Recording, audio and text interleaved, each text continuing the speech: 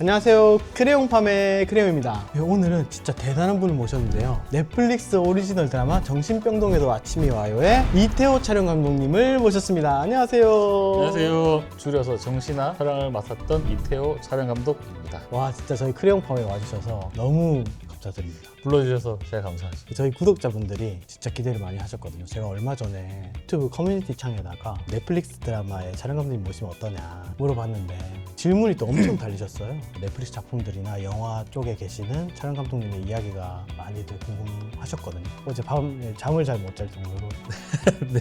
이게 진짜예요. 저도 잠을 잘 못 잤습니다. 재밌는 이야기 기대가 됩니다. 정신병동에도 아침이 와요가 너무 좋더라고요. 휴머니즘도 있고. 상을 받고 이렇게 된 게 감사한 일이고 또 많은 분들이 좋아해 주셨구나, 그렇게 생각할 수 있게 돼서 좋은 것 같습니다. 지금 무도 실무관, 제가 어제 잠을 잘 못 잔 이유 중에 하나가 어제 1시 반까지 무도 실무관을 보다가 자가지고 진짜 보였어요? 진짜 봤어요. 처음부터 끝까지. 아. 재밌게 봤어요. 액션도 있고. 네. 다시 정신하로 네네. 돌아와서 제3회 청룡 시리즈 어워즈 드라마 부문 그 최우수 작품상을 받았어요. 네. 이 작품상을 받으면 촬영 감독님한테도 트로피가 오나요? 전혀 그렇진 않고요. 그런가요? 감독님한테 메시지 드리고 이제 뭐 축하드린다 서로 인사하고 약간 이렇게 다시 얘기할 수 있는 기회가 되는 것 같아요. 저 너무 행복할 것 같아요. 1년 정도 거의 동고동락 하는 거잖아요. 네, 그렇죠. 성과까지. 그리고 넷플릭스 1위도 오래 했었죠. 그런 것 같아요. 글로벌에서도 4위? 네, 4회까지 간 걸로 알고 있습니다. 몰입해서 볼 수 있었어요. 그리고 거기에 나온 기법들이 와, 저거 어떻게 찍었나? 이런 생각도 많이 들었고 아마 많이들 알고 계실 것 같습니다. 밸런스 게임 준비를 했는데 2초 이내로 AI도 아니고 2초. AI는 0.2초입니다. 아, 그런가요? 최고의 조명팀과 일하기, 최고의 후반 작업팀과 일하기. 하나, 둘, 셋. 조명팀. 역시 촬영 감독님. 후반에서 아무리 잘 만질 수 있어도 현장에서 만들어내지 못하면 그 기본은 아무 소용이 없거든요. 다 아실 거예요. 제가 너무 어리석은 질문을 한 느낌. 소음 많은 로케이션 촬영하기, 좁은 공간에서 크레인 촬영하기. 하나, 둘, 셋.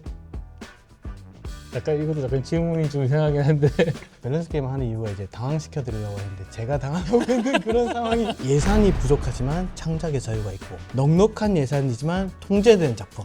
하나, 둘, 셋. 선택하는 거인 거죠. 빨리 하셔야 돼요. 예산이 적건 많건 간에 다 통제가 돼 있어서 사실 예산이 많아도 더 제한이 돼 있고 오히려 제한이 더 돼 있거든요. 사실 이제 그 제한 때문에 창의적으로 되는 거거든요. 와, 그러니까 제한이 있기 때문에 창의적인 작품이 오히려 나올 수 있다. 네. 띠용. 감독과 의견이 충돌하기, 배우와 의견이 충돌하기. 하나, 둘, 셋. 와, 이건 어렵다.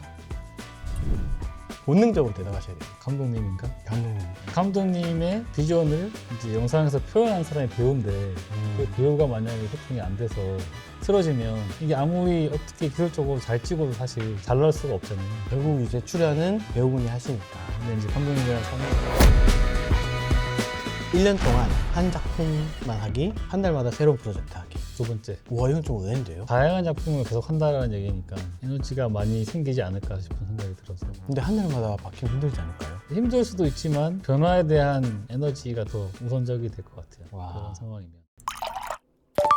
엄청난 작품을 할 수 있는 촬영 감독이라는 게 손에 꼽을 정도의 숫자만 있는 거잖아요. 물론 이제 항상 겸손하게 말씀하시지만 그 자리까지 어떻게 올라갔을까? 감독님의 이야기를 좀 듣고 싶어요. 전공은 이 영화 쪽이 아니었고요. 컴퓨터 그래픽이었습니다. 컴퓨터 그래픽이요? 네네. 2D 웹사이트도 만들고 뭐 3D도 공부하고 했었거든요. 그게 이제 대학교 시절 대학교 말씀하시는 시절이죠. 거죠? 플래시라는 소프트웨어를 처음 만들었었는데 웹에서 막 한참 막 움직이는 것들을 졸라맨도 막 그러고. 네, 맞아요, 플래시 맞아요. 진짜. 이거를 웹에서 재밌게 하면 더 좋겠다. 어떻게 해야 되지? 찾아보다가 신문방송학과에 가서 수업을 듣게 됐죠. 시나리오를 짧게 쓰고 뮤직비디오를 만드는 거였는데 촬영도 해보고 편집도 해보면서 이제 내가 해야 될 거구나. 직접적으로 촬영했던 거가 편집이 되고 사람들의 반응을 같이 느낄 수 있다는 게 되게 크게 다가왔던 것 같아요. 또 영화 쪽은 지금도 어떻게 보면 영상 쪽에서는 가장 최상위의 어떤 노력과 어떤 자본과 네. 필요한데 이게 영화 쪽으로 반응성이 향하게 되더라고요. 영상을 하다 보니까.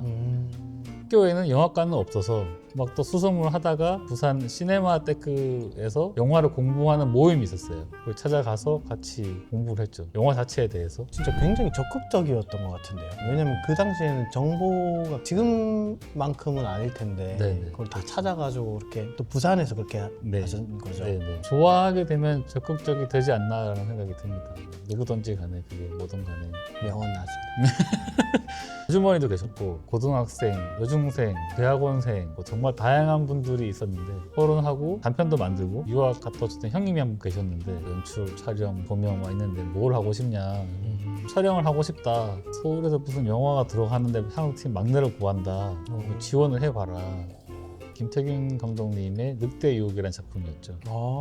서울에 올라와서 제가 찍었던 사진이나 이런 것들 모아가지고 파일을 준비해서 이제 면접을 보러 갔죠. 세컨을 봐주시던 형이 제 면접을 봤거든요. 영화 쪽으로는 처음 만나보는 사람이었으니까 신기했는데 그분이 약간 네. 머리가 어깨까지 내려오셨고 머리카락 만난 장소가 충무로에 있는 다방이었어요. 가방에서 머리가 긴. 연락이 없는 거예요.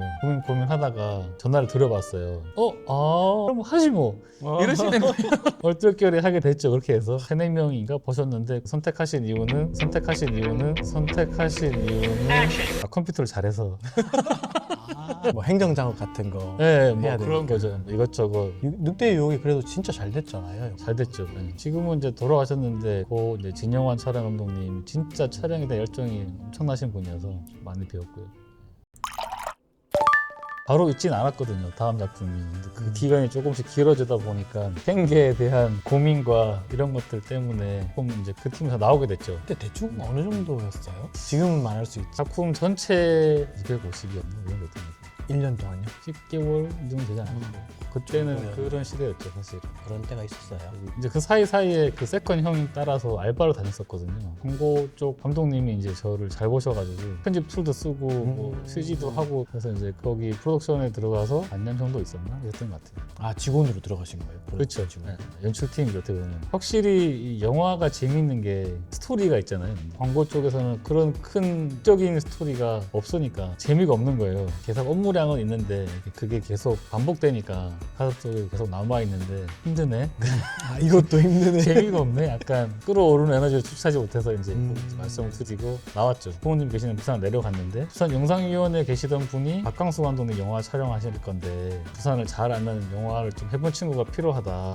그렇게 연락이 돼서 로케이션 매니저 겸 제작팀으로 작품을 또 했죠. 그게 나이가 어떻게 되신 거예요? 20대 후반인가요? 후반이죠. 그때 심리 상태가 되게 힘들었을 것 같은데. 철없이 갈구하는 일을 하기 위해서 찾아다녔던 느낌이어서 힘들었었나?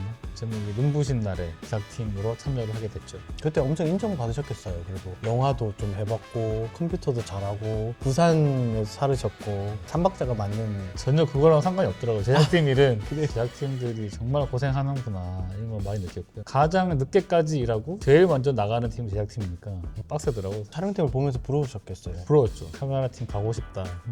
작품이 중간에 약간 중단이 됐거든요. 그리고 팀이 나왔고 다른 촬영팀에서 사람을 구한다는 얘기를 듣고 거기에 또 합류하게 됐죠. 세컨 형이라든지 세컨 이런 형이라든지. 인맥들이 있으니까 사람 구한다던데 막내 구한다던데 이렇게 이제 얘기해주면은 제가 한번 이렇게 가서 역시 이제 적성과 함께 다양한 인간관계를 좀 맺어놔야 기회가 생기는 것 같습니다. 특히나 이 직업은 다양한 사람들 많이 알아야 되는 거. 막내급인데 세컨 따라서 나와서 쫄랑쫄랑 다니면서 그냥 활동하는 거 보고 같이 한번 일해보지 않을래? 이렇게 하셔가지고 또 다른 팀으로 갔죠.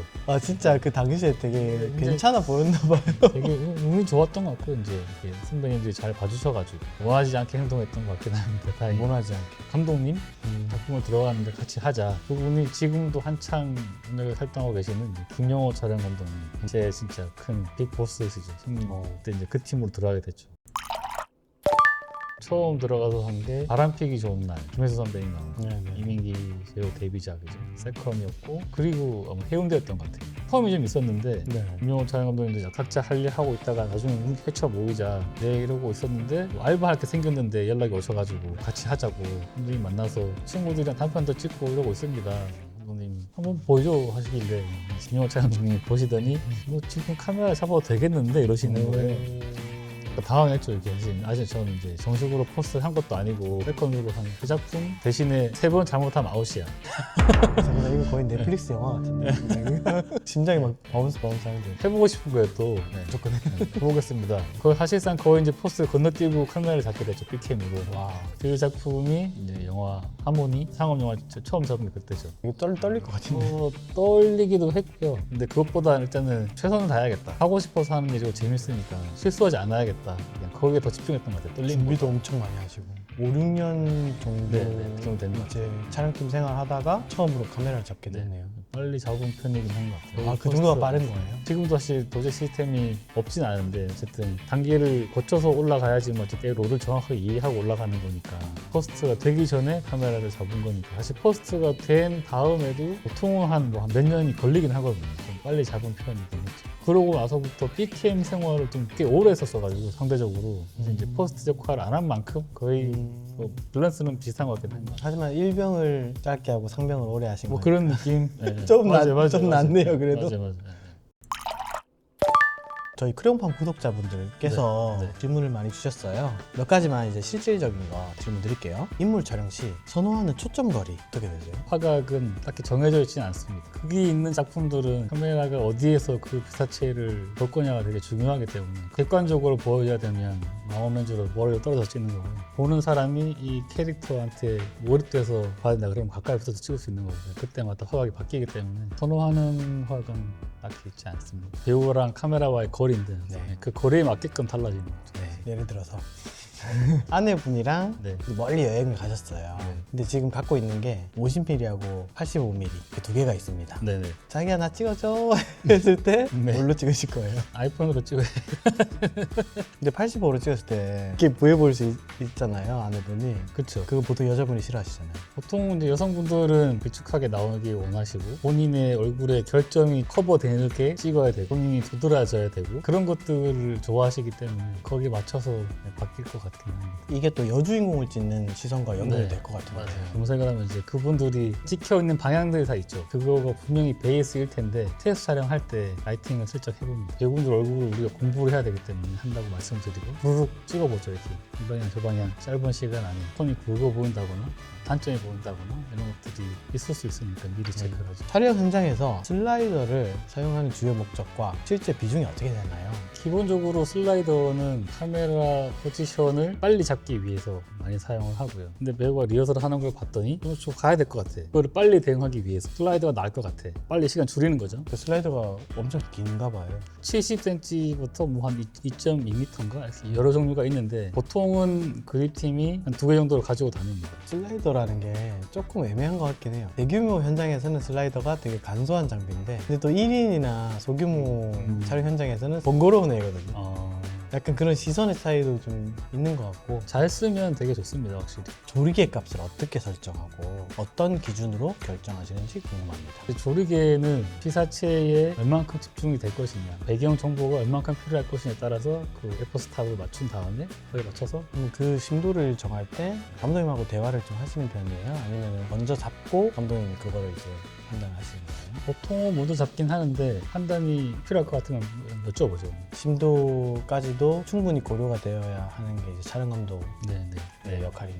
상황이 되게 많아서 어쩔 수 없이 백을 이제 포커스를 많이 뭉개서 불필요한 것들을 안 보이게 될 수 있는 거고 어떨 때는 배우가 있는 환경 이런 것도 잘 보여줘야 돼서 심도를 깊게 갈 수도 있는 거고 그러니까 진짜 촬영 감독님이 그런 걸 다 파악을 잘해야겠네요. 촬영 감독이 해야 되는 일 중에 하나인 것 같습니다.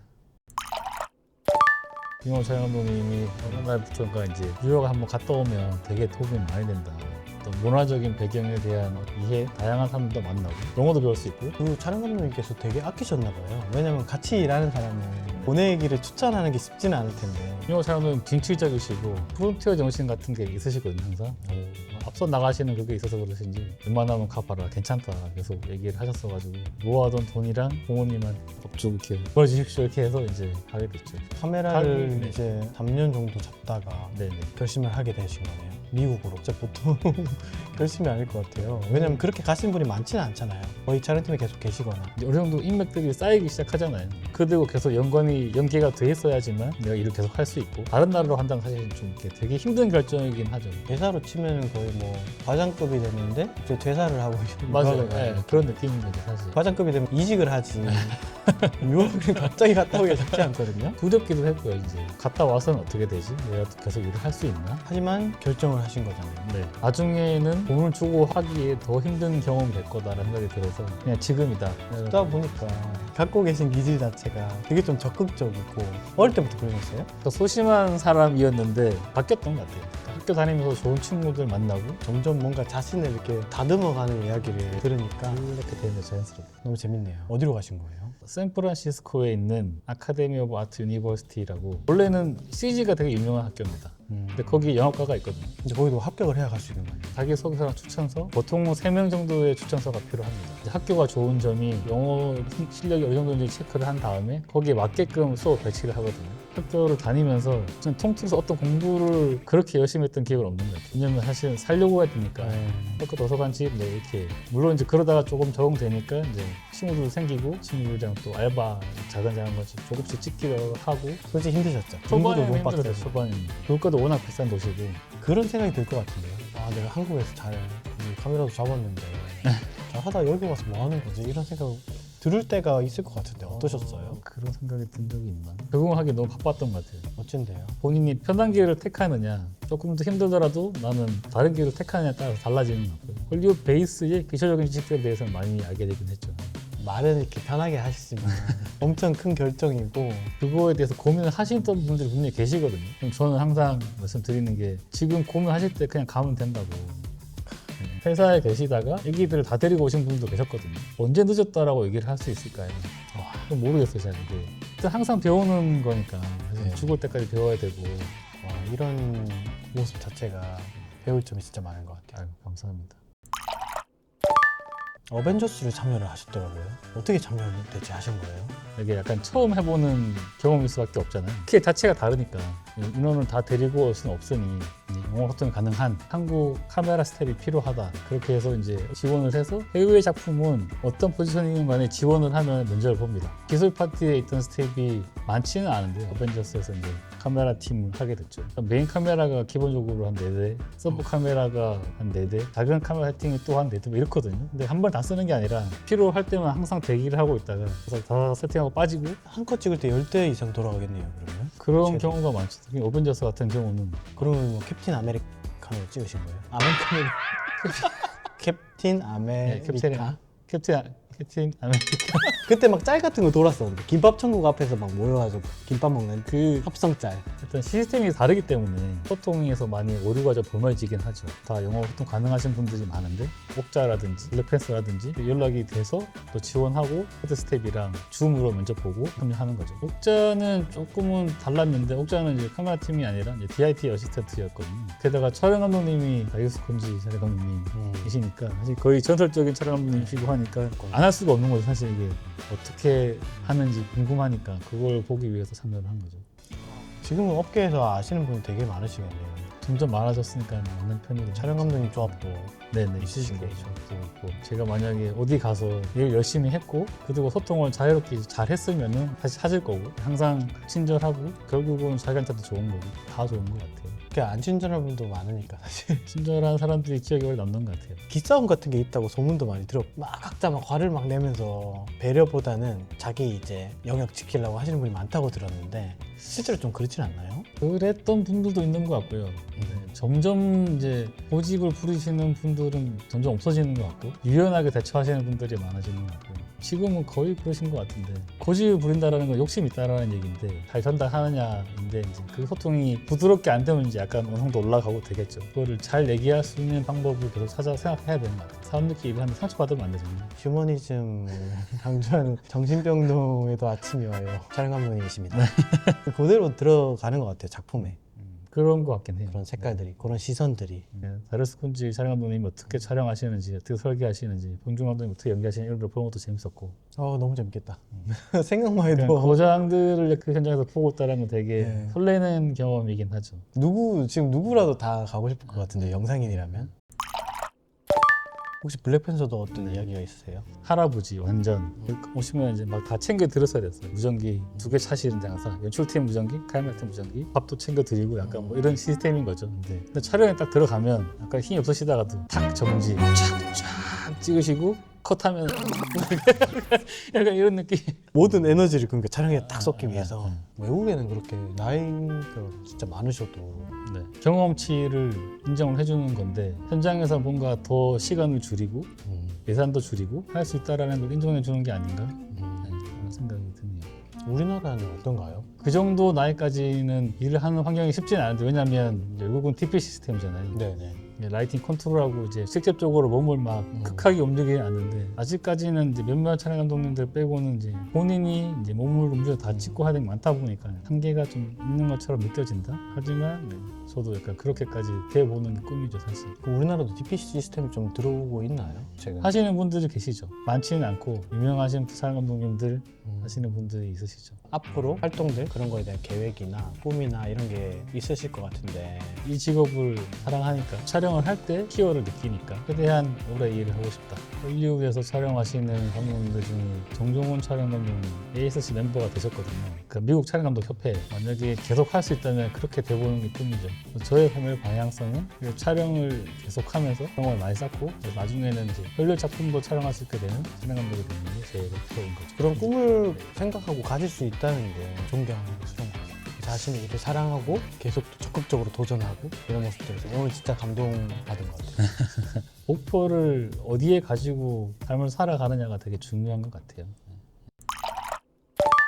지금 2시간 이상 얘기를 했는데 한편의 넷플릭스 오리지널 영화를 본 듯한 그런 진짜 느낌이었어요. 프리용팜 구독자분들에게도 그대로 전달됐으면 좋겠습니다. 오늘 좀 어떠셨어요? 저도 제 자신도 돌아볼 수 있어서 되게 좋았던 것 같고요. 말씀을 되게 잘 해주셨어요. 처음에는 어떻게 말씀하시지 뭐 그렇게 말씀하셨는데 많은 분들에게 영감이 되었을 거라고 확신하고요. 정신병동에도 아침이 와요. 그 작품에 대해서는 다음 편에서 한번 자세하게 이야기를 다뤄보도록 하겠습니다. 오늘 영상 유익하셨다면 구독과 좋아요. 알림 설정까지 부탁드리고요. 그럼 오늘 영상은 여기까지 하겠습니다. 그래요. 팜.